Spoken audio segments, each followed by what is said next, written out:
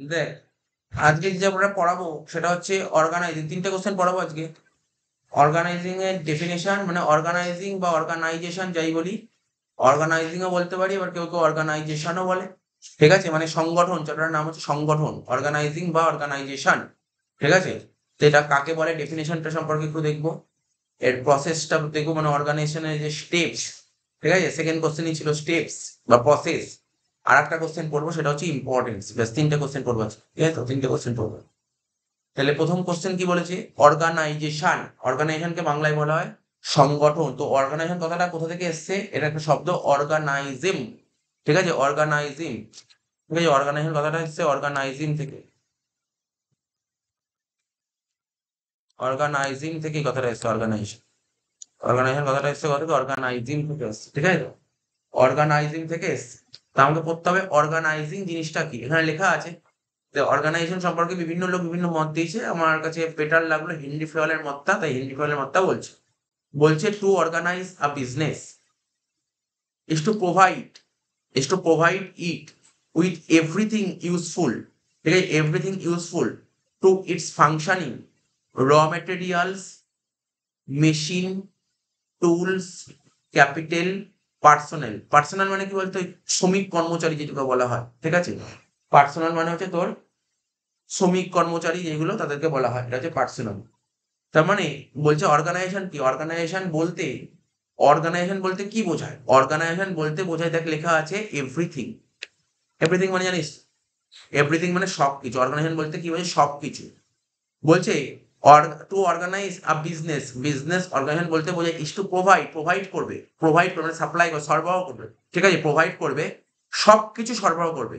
বিজনেসে যেইগুলো ইউজফুল জিনিস, মানে যেগুলো প্রয়োজনীয় জিনিস, সেগুলো সব সরবরাহ করবে।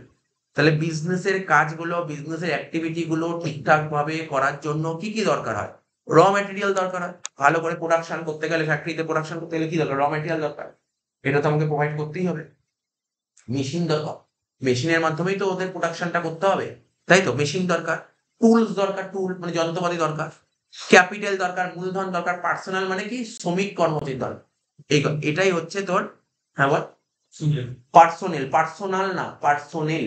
পার্সোনেল, PERSONNEL, পার্সোনেল মানে শ্রমিক, শ্রমিক। ঠিক আছে, এইগুলো দরকার। এই কথাটা কে বলেছিল? অর্গানাইজেশন এই কথাটা বলেছিল হেনরি ফেয়াল বলে। তো আরো একবার দেখেন হেনরি ফেয়াল কি বলেছিল। To organise a business, is to provide it, ঠিক আছে, provide it with everything useful to its functioning. ঠিক আছে, raw material, machines, tools, capital, personnel. এটা বলেছিল হেনরি ফেয়াল বলেছিল। ঠিক আছে, হেনরি ফেয়াল বলেছিল। তো হয়ে গেল। এরপরের কোশ্চেন আমাকে পড়তে হবে, যেটা খুব ইম্পর্টেন্ট কোশ্চেন। ঠিক আছে, সেটা কি? স্টেপস। তাই তো, স্টেপস বা প্রসেস যাই বলিস, সেটা কি বলছে? স্টেপস, স্টেপস বা প্রসেস। এখানে লেখা আছে organisation, organising process. Organising process মানে সংগঠনের ধাপ। ঠিক আছে, পর্যায় যাই বলিস, খুব ইম্পর্টেন্ট কোশ্চেন এটা। 4টে পয়েন্ট আছে, বেশি পয়েন্ট নেই, 4টে পয়েন্ট। 1 নম্বর পয়েন্ট কি আছে? Identification and division of work. 2 নম্বর পয়েন্ট বলছে গ্রুপিং জবস অ্যান্ড ডিপার্টমেন্টালাইজেশন। 3 নম্বর পয়েন্ট আছে ফাংশনাল ডিপার্টমেন্টেশন। ঠিক আছে তো, সরি, 2 নম্বরের মধ্যেই দুটো পার্ট ছিল। 2 নম্বরের মধ্যে দুটো পার্ট ছিল, একটা ফাংশনাল ডিপার্টমেন্টেশন আর একটা ছিল ডিভিশনাল ডিপার্টমেন্টেশন। 3 নম্বর ছিল অ্যাসাইন অফ জবস। আর 4 নম্বর লাস্ট পয়েন্ট ছিল এস্টাবলিশিং রিপোর্টিং রিলেশনশিপ। এই 4টে পয়েন্ট ধরে ধরে পড়বো, 4টে স্টেপ, 4টে। তাহলে অর্গানাইজেশন 4টে স্টেপ, সেই 4টে স্টেপ কি কি বললাম? প্রথম স্টেপ গুলো পয়েন্ট বারবার করে করতে হবে। Identification and division of work, line পড়েই বুঝতে পারছি। Identification and division of work, line পড়ে বোঝা যাচ্ছে তো? ওয়ার্ক মানে কি? কাজ। ঠিক আছে, ওয়ার্ক মানে কি? কাজ। কাজটাকে কি করতে হবে? আইডেন্টিফিকেশন মানে কি? আইডেন্টিফাই করতে হবে। কাজটা কি করতে হবে? আইডেন্টিফাই করতে হবে। কি কাজ করতে হবে সেটাকে আইডেন্টিফাই করতে হবে, তারপর কাজটাকে ডিভাইড করে দিতে হবে। এটা পড়েছিলি সেকেন্ড চ্যাপ্টারে হেনরি ফেয়ালের, মনে পড়ে? হেনরি ফেয়ালের যে 14টা প্রিন্সিপাল ছিল না? 14টা প্রিন্সিপাল, ফার্স্ট প্রিন্সিপাল কি ছিল? কর্ম বিভাজন, ডিভিশন অফ ওয়ার্ক। কাজটাকে ডিভিশন করে দিতে হবে। কাজটাকে ডিভিশন করলে কি সুবিধা হবে? সবার, কারোর প্রেশার পড়বে না, কাজ ভালো মতন করতে পারে, সুন্দরভাবে কাজ করতে পারে, একজনের উপর সমস্ত কাজের প্রেশার পড়বে না। এটা ছিল ডিভিশন অফ ওয়ার্ক ছিল। হেনরি ফেয়ালের যে 14টা প্রিন্সিপাল ছিল, তার ফার্স্ট প্রিন্সিপাল ছিল ডিভিশন অফ ওয়ার্ক। এখানে সেটাই বলতে চাইছে, দেখ কি বলছে, identification and division of work. প্রথমে বলছে division of total work into smaller units. মানে একটা কোম্পানির ভিতর, একটা অর্গানাইজেশনের ভিতর বা একটা ফার্মের ভিতর অনেক কাজ হয়। টোটাল কাজ, পুরো টোটাল যে কাজটা হয় না, সেই কাজটা সবার প্রথম কি করতে হবে?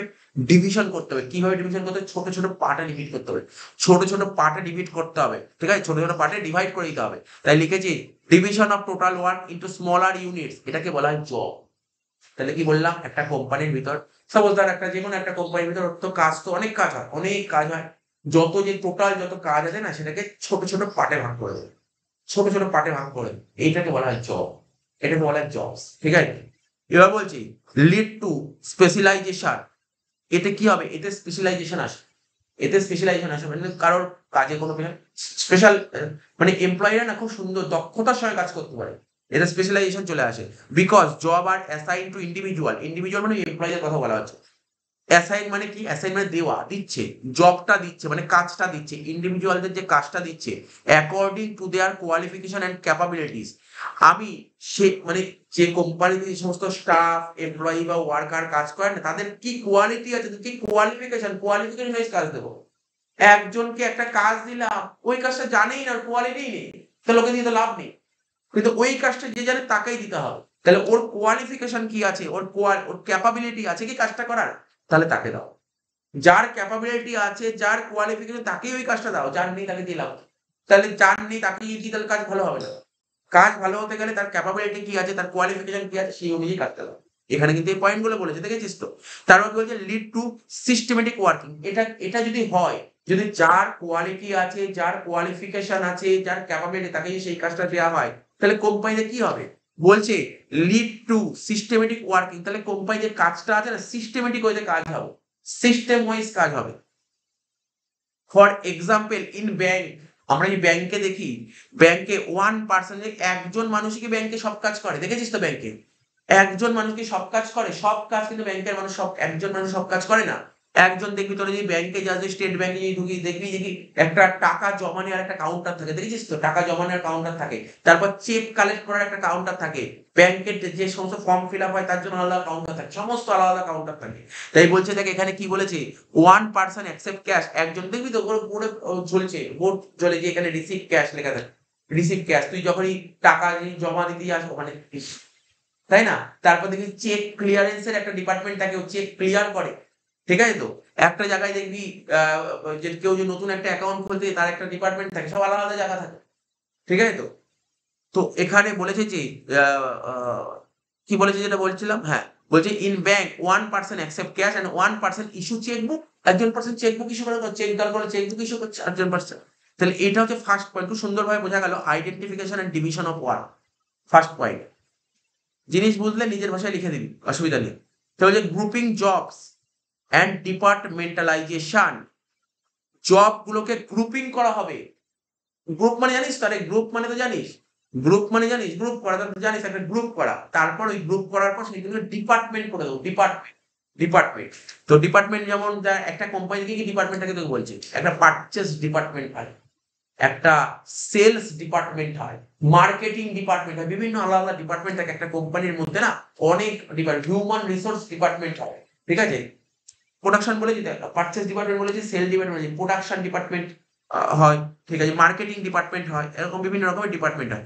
এখানে কি বলছে, সিমিলার জব। অলরেডি বলে দিয়েছি, কোম্পানিতে তো একটা ফার্মে বা অর্গানাইজেশনে একটা অনেক কাজটা ধর অনেক বড় হয়, এই কাজগুলোকে ছোট ছোট পার্টে ভাগ করে, ছোট ছোট পার্টটাকে কি বলা হয়েছে? এইমাত্র বললাম ছোট ছোট পার্টকে কি বলা হয়? জব বলা হয়। এইমাত্র বললাম জব বলা হয়। একটা কোম্পানির যে কাজটা নয়, বিশাল বড় কাজ হয়, অনেক বড়, অনেক কোম্পানিতে টোটাল কাজ। আরে একটা কোম্পানিতে পারচেস করা একটা কাজ থাকে, সেল করা কাজ থাকে, মার্কেটিং এর কাজ থাকে, বিভিন্ন রকমের কাজ থাকে। এই টোটাল যে কাজ থাকে সেটাকেই টোটাল কাজটাকে ছোট ছোট পার্টে ভাগ করা হয়। এই ছোট ছোট পার্ট গুলোকে কি বলা হয়? জব বলা হয়, জব। এখানে বলেছি যে সিমিলার জব, যদি একই ধরনের জব থাকে না, সেটাকে গ্রুপ করে দাও। একই কাজগুলোকে একটা গ্রুপ করে দাও, এবং গ্রুপগুলো থেকে একটা ডিপার্টমেন্ট তৈরি করে দাও। এই গ্রুপগুলো দিয়ে পুট ইন ওয়ান ডিপার্টমেন্ট, একটা ডিপার্টমেন্ট করে। যারা সেল করবে, সেলের যত কাজ হবে না, পুরো একটা সেল ডিপার্টমেন্ট রেখে দাও। যত পারচেস হবে একটা ডিপার্টমেন্ট, পারচেস ডিপার্টমেন্ট করে দাও। যত তোর প্রোডাকশনের জন্য একটা ডিপার্টমেন্ট করে দাও, ঠিক আছে? তো এখানে বলেছে ফর এক্সাম্পল প্রোডাকশন, যত প্রোডাকশন রিলেটেড জব হবে সব প্রোডাকশন ডিপার্টমেন্ট, যত সেল রিলেটেড জব হবে সেলস ডিপার্টমেন্ট, যত পারচেস রিলেটেড জব হবে পারচেস ডিপার্টমেন্ট। তো এটাই বলে দিয়েছে এটা হলো গ্রুপিং জব অ্যান্ড ডিপার্টমেন্টেশন। এটার আবার কি দুটো পার্ট, এটা আবার দুটো পার্ট, দেখ দুটো পার্ট কি বলেছে, একটা যে ফাংশনাল ডিপার্টমেন্টেশন আর একটা কি বলে ডিভিশনাল ডিপার্টমেন্টেশন। কি বললাম, একটা ফাংশনাল একটা ডিভিশনাল। অলরেডি আমি যে একটা এক্সাম্পল বললাম, production related job production department, তারপর sale related job sales department. এটা কি বললাম জানিস তো, এটা আমি তোকে বললাম ফাংশনাল ডিপার্টমেন্টেশন। ফাংশনাল মানে কাজ ওয়াইজ বিভাগ হবে, এই ডিপার্টমেন্টেশন হবে ওর কাজ ওয়াইজ। ঠিক আছে তো, তাহলে কি বলছে যে job related to common function, job related to common function are group in one department. একটা ডিপার্টমেন্টই থাকবে। তোর কি জব, তোর একটা কোম্পানিতে ধর তুই প্রোডাকশনটাই মেন কাজ, এর জন্য একটা ডিপার্টমেন্ট বসে। এইখানে বলে জব রিলেটেড, তোকে যে কাজটা দেবে তার কমন ফাংশনটা কি আছে, তোকে যে কাজটা দেবে কমন ফাংশনটা কি, যার গ্রুপ হবে একটা ডিপার্টমেন্ট। যেমন বললাম production related job production department, service related job service sales related job sales department. এবার বলছে ডিভিশনাল ডিপার্টমেন্টেশনটা কি, ডিভিশনাল ডিপার্টমেন্টেশন উদাহরণ পর এক্সাম্পল পর পুরো ব্যাপার ক্লিয়ার হয়ে যাবে।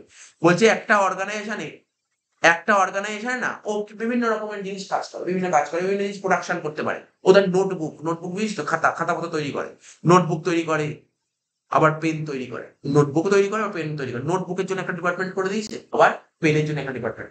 আগের এক্সাম্পল ডিফারেন্সটা দেখে নে। আগের এক্সাম্পল আর এই এক্সাম্পল, এটা হচ্ছে ডিভিশনাল ডিপার্টমেন্টেশন। তুই তোদের বইতেও দেখতে পেয়েছি এক্সাম্পলটা সুন্দর দিয়েছে। ডিভিশনাল ডিপার্টমেন্টেশনটা কি দিয়েছে,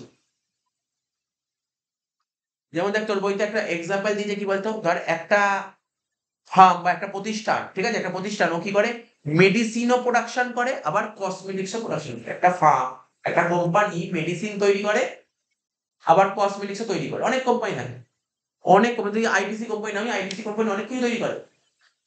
ঠিক আছে, আইটিসি কোম্পানি অনেক কিছু তৈরি করে। তাই একটা কোম্পানি অনেক কিছু প্রোডাকশন করতে পারে, অনেক কিছু প্রোডাকশন করতে হবে। তেমনি এখানে একটা বলেছে যে ধরে নাও একটা কোম্পানি মেডিসিনও প্রোডাকশন করে আবার কসমেটিক্সও প্রোডাকশন করে। এক্ষেত্রে ওই যে মেডিসিনটা যে প্রোডাকশন করবে, ওটাকে সেল করবে, কি বললাম, প্রোডাকশন করবে, সেল করবে, মার্কেটিং করবে।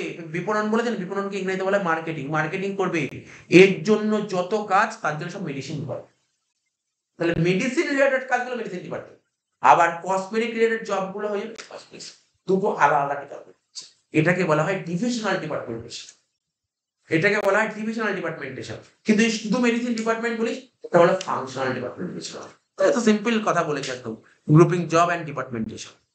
এ হচ্ছে অ্যাসাইন জব। তাহলে দেখ প্রথম কাজ কি হলো, ওয়ার্কটাকে তোর আইডেন্টিফাই করলি, তারপর কি করলি, ওয়ার্কটাকে জবটা গ্রুপিং করে দিলি, তারপর করতে হবে এবার ওয়ার্কার, তোর কোম্পানি ওয়ার্কার আছে, তোর কোম্পানি স্টাফ আছে, তোর কোম্পানি এমপ্লয়ি আছে, ওদেরকে কি করে জব গুলোকে কি করলি, অ্যাসাইন করে দিলি। অ্যাসাইন মানে কি, দিয়ে দিবি, কাজ দিয়ে দিবি, নাও তুমি কাজটা করো, তুমি এই কাজ করো, তোমাকে কাজ দিলাম, তুমি কাজ করো। ঠিক আছে, আগে থেকে কি কাজ করে নিতে হবে এই কাজগুলো, তারপর কাজ দিই। বলছে কি ইন্ডিভিজুয়াল আর অ্যাসাইন। ইন্ডিভিজুয়াল স্যার, ইন্ডিভিজুয়াল মানে তো জানিস, ইন্ডিভিজুয়াল মানে কি, তার যে ওয়ার্কার যে কাজ করবে, ওয়ার্কার হোক বা এমপ্লয়ি হোক, ইন্ডিভিজুয়াল আর অ্যাসাইন জব অর ওয়ার্ক। ইন্ডিভিজুয়ালকে তুই তোর কাজটা দিয়ে দিবি, এই কাজ, দেখো ভাই তুমি এই কাজ করো, তুমি এই কাজটা করো, তোমাকে কাজ দিলাম। ঠিক আছে, according to their matching skill and qualification. আরে আমি তাকেই তো সেই কাজটা দেবো, ওর যদি কোয়ালিফিকেশন, যার যা কোয়ালিফিকেশন, ওর যা স্কিল আছে সেই ওয়াইজ তো কাজটা দেবো। ওর যদি স্কিল না থাকে, তাকে কাজ দিলাম। কি বললাম বুঝতে পারলি তো, একজনকে প্রোডাকশন ডিপার্টমেন্টে দেওয়া হবে, বাট ও সেল ডিপার্টমেন্টে দাও, তো লাভ নেই একে দিয়ে। যে যেখানে দক্ষ থাকে সেখানে কাজ দিতে হবে। Assign of job. ঠিক আছে, জব মানে ডিউটি, দেখ জব মানে ব্যাকে লিখেও, জব মানে কি বলতে চাইছে, ডিউটি। এবার বলছে স্ট্যাবলিশিং রিপোর্টিং রিলেশনশিপ, তো দেখ কি বলেছে এখানে, বলছে যে ম্যাচিং অথরিটি। আচ্ছা, অথরিটি মানে কি, আমি সেকেন্ড চ্যাপ্টার পড়েছিলাম অথরিটি মানে, জানিস অথরিটি মানে কি, বাংলা বলি অথরিটিটা একটা ইংলিশে আর একটা কথা বলেছে, বলতে শুনি অথরিটি মানে পাওয়ার। তুই কাউকে, কোনো একটা এমপ্লয়িকে কাজ করতে দিস, তাকে তার পাওয়ার দিতে হবে, কাজ করতে দিলে হবে, তাকে তার পাওয়ার দিতে হবে, পাওয়ার দিতে হবে, পাওয়ার ছাড়া কাজ করতে পারবে না। তুমি যদি কোনো একটা এমপ্লয়িকে একটা কাজ করতে দাও, তাহলে তার কাজের অথরিটি দাও। অথরিটি মানে পাওয়ার দিতে হবে। তো এখানে কি বলছে, এখানে বলতে চাইছি যে ধর কি বলেছে, matching authority according to duty is assign to perform duties. ঠিক আছে তো, তো এখানে বলছে কোনো ওয়ার্কারকে বা কোনো এমপ্লয়িকে বা কোনো স্টাফকে কোনো একটা ডিউটি পারফর্ম করতে বলেছিস, ঠিক আছে তো, ডিউটি পারফর্ম করতে বলেছিস বা কোনো একটা কাজ পুরোপুরি কমপ্লিট করতে বলেছিস, তার জন্য এমপ্লয়িকে কি দিতে হবে? অথরিটি দিতে হবে। তো অথরিটি না দিলেও কাজ করবে কি করে? কাজ করতে পারবে না। ঠিক আছে? ওকে অথরিটি এই জন্যই দিতে হবে, ও যাতে কাজটা পুরো কমপ্লিট। তুই আজকে একটা ওয়ার্কারকে বা স্টাফকে বা এমপ্লয়িকে কোনো একটা কাজ করতে দিয়েছিস, কাজটা করে দাও, কমপ্লিট করে দাও কাজটা। তাহলে ওর থেকে তো কাজটা নিবি তো তুই তো কাজটা নিবি। তার জন্য ওকে প্রপার অথরিটি দিতে হবে যে কাজটা পুরো কমপ্লিট করতে পারে। এখানে এটা বলতে চাইছে যে তোর matching authority according to duty, ঠিক আছে, is assign to perform duties. It creates, এটা কি হয় সুপারিয়ার সাবঅর্ডিনেট রিলেশনশিপ। মানে তোদের বইতে যদি বাংলায় যদি বলি কি লেখা আছে, সুপারিয়ার সাবঅর্ডিনেটের মানে হচ্ছে অধ্যস্তন অধস্তন, ঠিক আছে তো? সে পড়েছিলি বিদেশি পড়ার সময় কথাটা বারবার পড়েছিলি, অধ্যস্তন অধস্তন। ঊর্ধ্ব মানে কি? দেখ, সাবঅর্ডিনেট হয় একটা, এখানে কি বলি দেখ, একটা সুপারিয়ার আর একটা সুপারিয়ার মানে কি উঁচু, উপরের দিকে, সুপারিয়ার মানে উপরের দিকে, ঊর্ধ্বস্তন যাকে বলে ঊর্ধ্বস্তন বাংলায়। আর সাবঅর্ডিনেট মানে কি? মানে মোদ্দা কথা, সুপারিয়ার মানে ঊর্ধ্ব উপরে, আর সাবঅর্ডিনেট মানে নিম্ন নিচের দিকে। তো বলছে এখানে কিসের সম্পর্ক আছে? সুপারিয়ার সাবঅর্ডিনেটের মধ্যে একটা সুন্দর একটা সম্পর্ক তৈরি হয়, এতে সুন্দর সম্পর্ক তৈরি, রিলেশন তৈরি হয়, ঠিক আছে তো? আর সুপারিয়ার মানে কি? যার কাছে হায়ার অথরিটি, সবচেয়ে বেশি অথরিটি থাকে তাকে বলে সুপারিয়ার। আর সাবঅর্ডিনেট মানে সুপারিয়ার, সুপারিয়ারের থেকে যার থেকে কম অথরিটি থাকে। কি বললাম বুঝতে পারলি? হায়ার অথরিটি মানে যার কাছে বেশি পাওয়ার থাকে, সবচেয়ে বেশি পাওয়ার থাকে তাকে বলে সুপারিয়ার। আর সাবঅর্ডিনেট মানে যার থেকে একটু কম পাওয়ার থাকে। কার থেকে কম পাওয়ার থাকে? সুপারিয়ারের চেয়ে। কম পাওয়ার বললে হবে না, কার থেকে কম পাওয়ার বলতে হবে, কার থেকে কম পাওয়ার। সুপারিয়ার থেকে যদি কম পাওয়ার থাকে তাকে বলা হয় সাবঅর্ডিনেট। যেমন আমরা যেমন ম্যানেজমেন্টে ফার্স্ট চ্যাপ্টারে পড়েছিলাম না যে দেয়ার আর 3 লেভেল অফ ম্যানেজমেন্ট। একটা টপ লেভেল, একটা মিডল লেভেল, একটা লো লেভেল, তাই না? টপ লেভেলের যা পাওয়ার থাকে, টপ লেভেলের থেকে মিডল লেভেলের পাওয়ারটা একটু কম থাকে। মিডল লেভেলে যা পাওয়ার থাকে তার থেকে লোয়ার লেভেলের পাওয়ারটা একটু কম। এটাই বলতে চেয়েছে, এখানে এই কথাটাই বলতে চেয়েছে। বলছে এতে কি হয়, সো ইট ক্লিয়ার, এটা পরিষ্কার বোঝা যাচ্ছে যে হু উইল রিপোর্ট টু হু, কে কাকে রিপোর্টটা পেশ করবে, কে কাকে রিপোর্টটা জমা করবে। ঠিক আছে, কে কাকে রিপোর্টটা জমা করবে, সুন্দরভাবে বলেছে। ঠিক আছে তো? কে কাকে রিপোর্টটা জমা করবে এখানে সুন্দরভাবে বলা আছে। এই ছিল তোর অর্গানাইজ পথে এত সুন্দর পয়েন্ট, এগুলো এই 4টে পয়েন্ট লিখলেই হয়ে যাবে।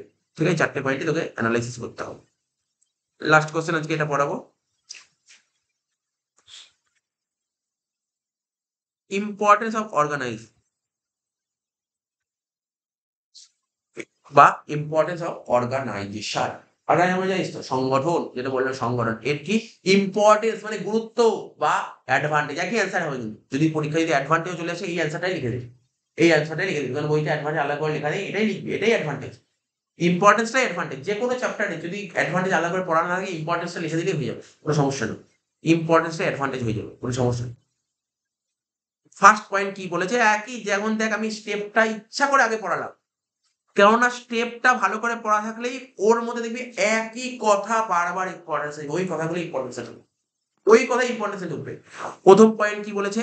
Benefit in specialisation. বেনিফিট কি করে হয়, কি করে বেনিফিট, স্পেশালাইজেশনে কি করে বেনিফিট হয়? বলছে একটা ফার্মে বা একটা অর্গানাইজেশন যে টোটাল যে কাজটা হয়, সেই টোটাল কাজটা কি বলেছিলাম সবার প্রথম, কি বলেছে? যে টোটাল যে কাজটা হয় সেটা ছোট ছোট পার্টে ভাগ করা হয় বলেছিলাম না, divide in small units, divide small unit, ছোট ছোট পার্টে ভাগ করা হয়। এবার যেই এই যে টোটাল কাজটা ছোট ছোট পার্টে ভাগ করা হলো, ছোট ছোট পার্টে ভাগ করার পর তার কাজটা কাদের দেওয়া হয়? ইন্ডিভিজুয়াল মানে স্টাফ, এমপ্লয়ি, ওয়ার্কারদের দেওয়া হয়। তাই লিখেছে কি বলছে? অ্যাসাইন করা হয় ইন্ডিভিজুয়ালদের অ্যাকর্ডিং টু দেয়ার স্কিল, তাদের যা স্কিল আছে সেই স্কিল ওয়াইজ সেই কাজটাকে দিয়ে ডিস্ট্রিবিউট করা হয়। যেটা দেখি আগের পয়েন্টের কথা বললাম, বারবার বলেছিলাম, সেই পয়েন্টে আবার চলে এসেছে। আচ্ছা, যার যা স্কিল আছে সেই অনুযায়ী তাকে কাজ দেওয়া তাহলে সুবিধা হয়, ভালো হবে না খারাপ হবে? কোম্পানিতে ধর কোনো একটা এমপ্লয়ি, ধর রামের ধর একটা কাজে খুব স্কিল আছে, খুব দক্ষ, ওই কাজটায় খুব দক্ষ, তাহলে রাম যেই কাজে দক্ষ ওকে সেই কাজটা দেওয়া হয়, তাহলে কোম্পানির পক্ষে ভালো হবে না খারাপ হবে? খুব ভালো হবে, খুব ভালো, শুধু ভালো না খুবই ভালো হবে। কি বলেছে? It brings specialisation. ঠিক আছে, এতে কি হবে? কোম্পানিতে না কাজে একটা স্পেশালাইজেশন চলে আসবে। ঠিক আছে, when individual perform one job, তাহলে কি হবে? রাম একটা কাজে দক্ষ, ওকে ওই কাজটাই দিচ্ছে, ও ওই কাজটা রিপিটেডলি করবে, ও কোনো সমস্যা হবে, কোনো একটা কাজ অনেক তাড়াতাড়ি করে ফেলবে, অনেক তাড়াতাড়ি কাজ করে ফেলবে, রিপিট একই কাজ বারবার করছে, একই কাজ বারবার করছে। ঠিক আছে তো? বুঝতে পারলি তো?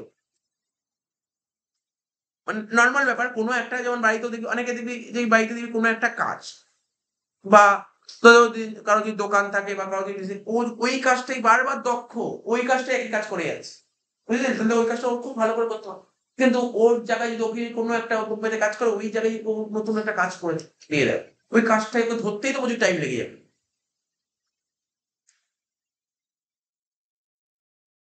ঠিক আছে? এই যেমন ধর যদি তুই একটু খেলার মাঠ দিয়ে বলিস, ধর ক্রিকেট। ধর যে একজন খুব ভালো ব্যাট করতে পারে। খুব ভালো ব্যাট করতে পারে। খুব ভালো ব্যাট করে। ওকে দিয়ে দিল না তুমি বল করবে। কোনদিন পারবে বল করতে? ও দক্ষই না তো বল করা। ও তো ব্যাটে দক্ষ। তা সুতরাং বুঝি যে যেই কাজে দক্ষ তাকে সেই কাজ দিতে হবে। যে যেই কাজে দক্ষ তাকে সেই কাজটা দিতে হবে। এটা মাথায় রাখতে হবে। এবং তাতে কি হবে? ওই কাজ দক্ষ ওই কাজটা রিপিটেডলি বারবার ওই কাজ করে যাচ্ছে। ওর ভুল-ভাল তুই জানি এটাই ভুল হচ্ছে, ঠিক হচ্ছে। তো এগুলো করতে পারবে। কোন সমস্যা হবে না। ২ নম্বর পয়েন্ট বলছে রোল ক্লারিটি। বলছে ম্যানেজার তারপর লিখি অ্যাসাইন জব। ম্যানেজাররা কি করে? জবটা অ্যাসাইন করে দেয়। এমপ্লয়িদের, স্টাফদের, ওয়ার্কারদের জবগুলোকে অ্যাসাইন করে দেয়। ঠিক আছে? অ্যাসাইন মানে জানিস তো? অ্যাসাইন মানে বুঝতে এতগুলো করার পর অ্যাসাইন মানে কি বুঝতে পারছিস? অ্যাসাইন মানে কি করছে? কাজটা দিয়ে দিচ্ছে, কাজ দিচ্ছে, অ্যাসাইন করা। ঠিক আছে তো? এতে কি হয়? Clearly define what exactly employee has to do. Manager এমপ্লয়িদের কাজটা দিচ্ছে। এমপ্লয়ি, স্টাফ, ওয়ার্কারদের কাজটা দিচ্ছে। তাহলে ম্যানেজার তো পরিষ্কারভাবে বলে দিচ্ছে, ডিফাইন করে দিচ্ছে, ভাই তোমাকে কি করতে হবে, কি করতে হবে না, কখন করতে হবে, কিভাবে করতে হবে, কোন সময় করতে হবে, সব ডিটেইলসে বলে দিচ্ছে।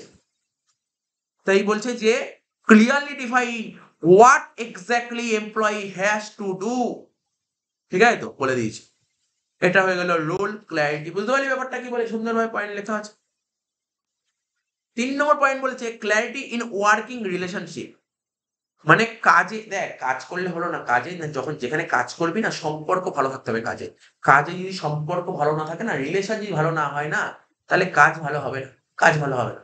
ঠিক আছে? কাজ করতে মনই চাইবে না। রিলেশন ভালো থাকতে হবে। তো বলছি clearly defined clearly defined how much authority is enjoyed. ঠিক আছে? বলছে how much authority is enjoyed by different individual. ঠিক আছে? বলছে পরিষ্কারভাবে বলা থাকে, মানে ক্লিয়ারলি ডিফাইন করা থাকে হাউ মাচ অথরিটি এনজয়। মানে যারা আলাদা আলাদা লোক যে আলাদা আলাদা কাজ করবে না, তাদেরকে অথরিটি দেওয়া থাকে, দেখো তোমার অথরিটি এটা, তোমার পাওয়ার এটা, এই অনুযায়ী তোমাকে কাজ করতে হবে। তো ঠিক আছে, ক্লিয়ারলি ডিফাইন করা থাকে। ঠিক আছে তো? আর কি হচ্ছে এভরি ওয়ান নো, প্রতিটা মানুষ জানে, প্রতিটা এমপ্লয়ি জানে, প্রতিটা স্টাফ ওয়ার্কার জানে হু উইল রিপোর্ট টু হুম, কাকে রিপোর্ট পেশ করতে হবে। ঠিক আছে? এবং কাকে অর্ডার করতে হবে, কে কাকে অর্ডার করবে, এগুলো পরিষ্কারভাবে বলা থাকে। আপার level, top level, middle level order করবে, মিডল লেভেল তারপর লো লেভেল অর্ডার করবে, এরকম বলা থাকে, পরিষ্কারভাবে বলা থাকে। কোন রকমের কোনো সমস্যা হবে না। আর কে কাকে রিপোর্টটা দেবে, কে কার কাছে রিপোর্টটা দেবে, এটাও বলা থাকে। তাহলে কোন রকমের কোনো সমস্যা হবে না। ৪ নম্বর বলছে অপটিমাম ইউটিলাইজেশন অফ রিসোর্সেস। আমি তো আগেও বলেছি রিসোর্স তো বারবার 11 থেকে রিসোর্সের কথা আসছে বারবার করে। রিসোর্স না খুব ভালো করে ইউটিলাইজ করতে হবে। রিসোর্স গুলোকে তোর প্রকৃতিতে যা রিসোর্স আছে, সেই রিসোর্স গুলোকে খুব ভালো করে ইউটিলাইজ করতে হবে। রিসোর্স মানে তো আগেই বলে দিয়েছি, যেমন ম্যাটেরিয়াল, মেশিন, পার্সোনেল, এগুলো সব রিসোর্স এর মধ্যে পড়ে। এইগুলোকে খুব ভালো করে ইউটিলাইজ করতে হবে। তোর কাছে ম্যাটেরিয়াল আছে মানে উল্টো-পাল্টা ইউজ করলে তো হবে না। ভালো করে ইউজ করতে হবে। মেশিনটাকে ভালোভাবে ইউজ করতে হবে। পার্সোনাল ভালো করে ইউজ করতে হবে। টুল ভালো করে ইউজ করতে হবে। ঠিক আছে তো? ক্যাপিটালটা ঠিকঠাক করে ইউজ করতে হবে। বলছে no overlapping or duplication of work. বলছে তোর যে ওয়ার্কটা আছে, তোর যে কাজটা আছে, ডুপ্লিকেশন অফ ওয়ার্ক মানে একই কাজ যেন ২ বার ৩ জন ৩ জন যেন করে না ফেলে। ঠিক আছে? ২ বার ৩ বার যেন না হয়।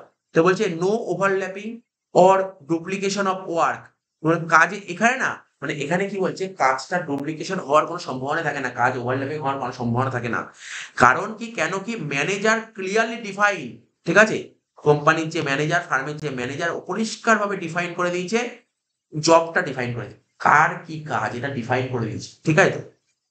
কি কোথায় ডিফাইন করা আছে?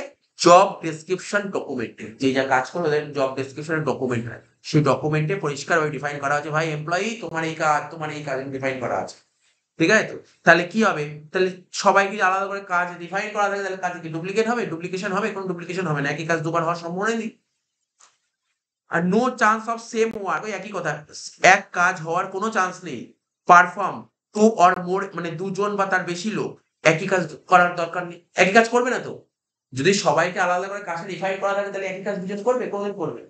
তো এটাই তাহলে এক্ষেত্রে কি হবে, এর ফলে কি হবে, তোর যে রিসোর্স আছে রিসোর্স গুলো ঠিকঠাক ইউটিলাইজ হবে, রিসোর্স ঠিকঠাক ইউটিলাইজ হবে। 5 নম্বর পয়েন্ট কি বলেছে, বলছে কোঅর্ডিনেশন অ্যান্ড এফেক্টিভ অ্যাডমিনিস্ট্রেশন। বলছে similar job are group in one department, মানে একই ধরনের জবগুলোকে কি করা হয়, একটা ডিপার্টমেন্টে গ্রুপিং করা হয়, ঠিক আছে? তো এর ফলে কি হবে, এর ফলে না মানে ওদের মধ্যে একটা কোঅর্ডিনেট তৈরি হবে, কোঅর্ডিনেট মানে সমন্বয় সাধন, যেটা আগে পড়েছিলাম, ঠিক আছে? কোঅর্ডিনেট মানে সমন্বয় তৈরি হবে। এবং administrate easily between different department, মানে বিভিন্ন ডিপার্টমেন্টের মানে ইজিলি অ্যাডমিনিস্ট্রেট করতে পারবে, ঠিক আছে? তো এই হচ্ছে তোর কোঅর্ডিনেট করতে, মানে একই কাজ সিমিলার জব যখনই একটা ডিপার্টমেন্টে থাকবে না, তাহলে আমি ধর প্রোডাকশন ডিপার্টমেন্ট বা একটা পার্চেস ডিপার্টমেন্ট, একটা সেল ডিপার্টমেন্ট বা মার্কেটিং ডিপার্টমেন্ট একই জায়গায় আছে, আমি খুব সুন্দরভাবে ওদের মধ্যে কোঅর্ডিনেট করতে পারবো, ঠিক আছে? এবার বলছে অ্যাডাপশন টু চেঞ্জ, ঠিক আছে? চেঞ্জ মানে পরিবর্তন, ঠিক আছে? তো অ্যাডাপশন টু চেঞ্জ, এটা কি বলেছে, অ্যাডাপশন টু চেঞ্জ মানে চেঞ্জ মানে তো বুঝলি পরিবর্তন, আর অ্যাডাপশন মানে কি বলতো, খাপ খাওয়ানো, বলছে খাপ খাওয়ানো, মানে পরিবর্তনের সঙ্গে খাপ খাইয়ে নেওয়া, ঠিক আছে? অ্যাডাপশন টু চেঞ্জ মানে পরিবর্তনের সঙ্গে খাপ খাইয়ে নেওয়া। তো পরিবর্তনের সঙ্গে খাপ খাইয়ে নেওয়া কি হচ্ছে ব্যাপারটা তোকে বুঝতে হবে। বলছে অর্গানাইজিং ফাংশন, আগেই পড়েছিলাম, কিছুক্ষণ আগেই পড়লাম অর্গানাইজিং ফাংশন। সেখানে যে সিমিলার জব গুলো থাকে না, যে একই ধরনের কাজগুলোকে কি একটা ডিপার্টমেন্ট করা হয়েছে, একই ধরনের কাজগুলোকে একটা ডিপার্টমেন্ট, যত পারচেস রিলেটেড কাজ purchase department, production related job production department, sales related job sales department, তা একই ধরনের জবগুলোকে একটা ডিপার্টমেন্ট করা হয়েছে। এতে কি হয়, সো ম্যানেজার, বলছে so manager just has to bring change, ঠিক আছে? So manager just has to bring change in that department which will effect by change in external environment.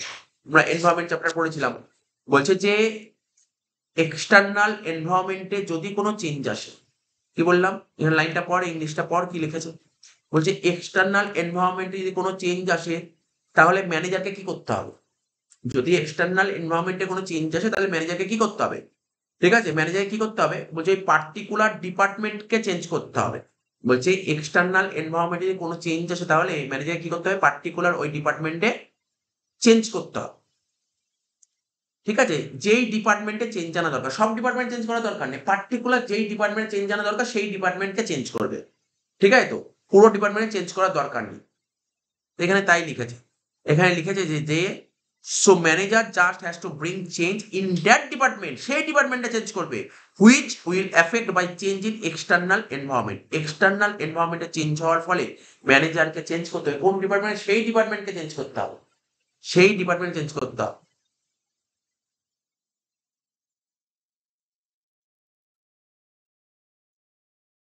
ঠিক আছে?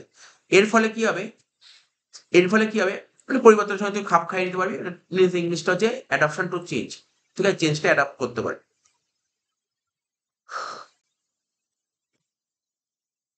এরা হচ্ছে এক্সপেনশন অ্যান্ড গ্রোথ। গ্রো মানে জানিস তো, এক্সপেনশন গ্রো মানে একটা কোম্পানি এক্সপেনশন মানে কি, এক্সপ্যান্ড করবে, ঠিক আছে? বিজনেসটাকে আরো এক্সপ্যান্ড করবে, গ্রো করবে, উন্নতি হবে, উন্নতি হবে। বলছে proper division of work and department, যে কাজটা আছে কাজটা যদি তুই সঠিকভাবে কি করিস, ডিভিশন করিস, তো যে কাজটা আছে কাজটা সঠিকভাবে ডিভিশন করিস, ঠিক আছে? তাহলে কি হবে, কাজটা সঠিকভাবে প্রপারলি ডিভিশন করিস তাহলে কি হবে, ইট লিডস টু স্পেশালাইজেশন, এটা কি হবে, স্পেশালাইজেশন হবে, কাজের মধ্যে একটা স্পেশালাইজেশন তৈরি হবে। এবং কি আনবে, ইট ব্রিংস, কি ব্রিংস করবে, ব্রিং মানে আনা, কি আনবে, এফিসিয়েন্সি আনবে, কাজে একটা এফিসিয়েন্সি আনবে, ঠিক আছে? তার ফলে এফিসিয়েন্সি আনলে কি হবে, অপটিমাম ইউটিলাইজেশন অফ রিসোর্স, তাহলে রিসোর্স গুলো কি হবে, রিসোর্সের অপটিমাম ইউটিলাইজেশন হবে। আর অপটিমাম ইউটিলাইজেশন হলে কি হবে, দিস উইল হেল্প বা this will help in growth of business, বিজনেসের গ্রো হবে, এখানে কি হবে, বিজনেসের গ্রো হবে। সুন্দর করে বলেছেন, কি করে হবে গ্রো, বিজনেসের গ্রো কি করে হতে পারে, তোর যে কাজটা আছে কাজটাকে প্রপার ডিভিশন করতে হবে, ডিভিশন করে কি করতে হবে, সেটা ডিপার্টমেন্ট করতে হবে, ডিপার্টমেন্টে ফেলতে হবে, কাজটাকে ডিভিশন করে তোর যে কাজগুলো আছে অনেক আলাদা আলাদা করলি, কাজগুলো আলাদা করলি, যে পার্চেসের কাজ, প্রোডাকশনের কাজ, সেলের কাজ, মার্কেটিং কাজ, আলাদা করে ডিভিশন করলি, ডিভিশন করে ডিপার্টমেন্ট ফেলে দিবি, যে ডিপার্টমেন্ট ফেলে দিবি, ডিপার্টমেন্ট ফেললে কি হবে, স্পেশালাইজেশন হবে কাজে, এই জন্য অনেক বড় বড় কোম্পানিতে কি হয় না, আলাদা ডিপার্টমেন্ট থাকে। অনেক বড় বড় কোম্পানিতে একটা পারচেস ডিপার্টমেন্ট থাকে, যত পারচেসের কাজ পারচেস ডিপার্টমেন্টের লোকজন দেখবে, সেলস এর কাজ সেলস ডিপার্টমেন্টের লোক দেখবে, পারচেস ডিপার্টমেন্টের লোক এসে কিন্তু সেলস দেখবে না, প্রোডাকশন ডিপার্টমেন্ট লোক কিন্তু পারচেস দেখবে না, একটা আলাদা ডিপার্টমেন্ট স্পেশালাইজেশন আছে। এই জন্য যখন কোম্পানিতে ইন্টারভিউ নেওয়া হয় না, যে আমার আমার দরকার প্রোডাকশন ডিপার্টমেন্টের লোক দরকার, আমার মার্কেটিং লোক দরকার, আমার সেলস এর লোক দরকার, আমার কি বলবো তোর পারচেসের লোক দরকার, সেই অনুযায়ী নেবে। ওর প্রোডাকশনে দক্ষ সেই লোকই নেবে, সেলে দক্ষ কিন্তু প্রোডাকশনে নেবে না, কারণ ও তো অত ভালো বলতে পারবে না, কাজ করতে পারবে না। এই জন্য আগামী দিনে যখন তার যেমন যখন কোনো কোর্স করা হয়, এমবিএ যে কোর্স করা হয়, ওখানে কিন্তু স্পেশালাইজেশন কোর্স হয়। স্পেশালাইজেশন, কেউ এইচআর এর উপর স্পেশালাইজেশন করে, কেউ মার্কেটিং এর উপর স্পেশালাইজেশন করে, কেউ ফাইন্যান্সের উপর স্পেশালাইজেশন করে, কেউ সিস্টেমের উপর স্পেশালাইজেশন করে, বিভিন্ন স্পেশালাইজেশন করে।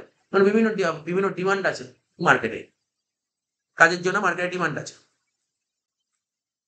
তো বলছে কি এর ফলে স্পেশালাইজেশন করার ফলে কি হবে, এফিসিয়েন্সি আসবে কাছে।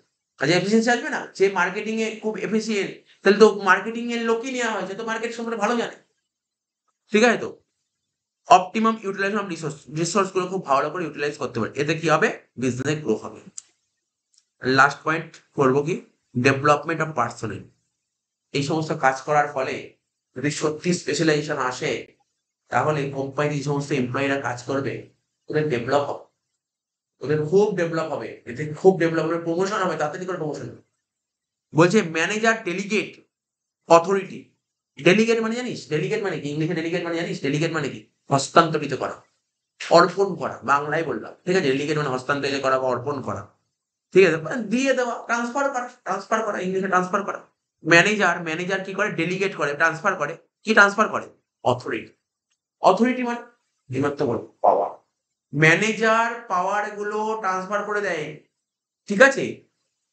ম্যানেজাররা দেখ, ম্যানেজার তো কাজ দিচ্ছে, এমপ্লয়ি স্টাফ ওয়ার্কারদের কাজ দিলে তো হবে না, ওদেরকে তো একটা অথরিটি দিতে হবে, অথরিটি দিতে। বলছে রিডিউস ওয়ার্ক। এবার তুই ভাব, ম্যানেজার যখন ওয়ার্কারদের যখন একটা কাজ দিচ্ছে, এই কাজটা তুমি পারফর্ম করে দাও, তো ওদের অথরিটি দিয়ে দিচ্ছে, তাহলে ম্যানেজার অনেক রিল্যাক্স থাকলো, এতে রিল্যাক্স থাকলো। এবার এবার ওদেরকে ওই কাজটা দিয়ে যায়, ম্যানেজারের যে অবসর সময় বেঁচে গেল না, তখন ও ওই সময় অন্য কোনো কাজে ইনভেস্ট করতে। বলছে রিডিউস ওয়ার্কলোড, তাতে ওর কাজের প্রেশারটা অনেক কমে যায়। এতে কাজে যদি ওদের অথরিটি দিয়ে দেয়, তাহলে ম্যানেজারের কাজের প্রেশারটা কমে গেল, কাজের প্রেশার কমে গেল, তাহলে কাজের প্রেশার কমে গেলে ও অনেকটা সময় পেয়ে যাচ্ছে, ওই সময়টা কোথায় ইউটিলাইজ করতে পারে। বলছে to realise their full potential for more creative work, ও আরো কিছু ক্রিয়েটিভ ওয়ার্কে সময়টা দিতে পারে। তো এই তোর বলেছে ডেভেলপমেন্ট অফ পার্সোনাল, ঠিক আছে। এই তো এইভাবে তোর ম্যানেজারদের ডেভেলপমেন্ট, ঠিক আছে। তো তো কি কি পড়লাম আজকে, বেশি কিছু পড়িনি। অর্গানাইজেশন কাকে বলে পড়লাম, আমি পড়লাম প্রসেস পড়লাম, আর কি পড়লাম তোর অ্যাডভান্টেজ বা ইম্পর্টেন্স পড়লাম, ঠিক আছে। চ্যাপ্টার বড় চ্যাপ্টার, আরো আছে, আর এক দুদিনের মধ্যে চ্যাপ্টার শেষ হবে, সমস্যা নেই।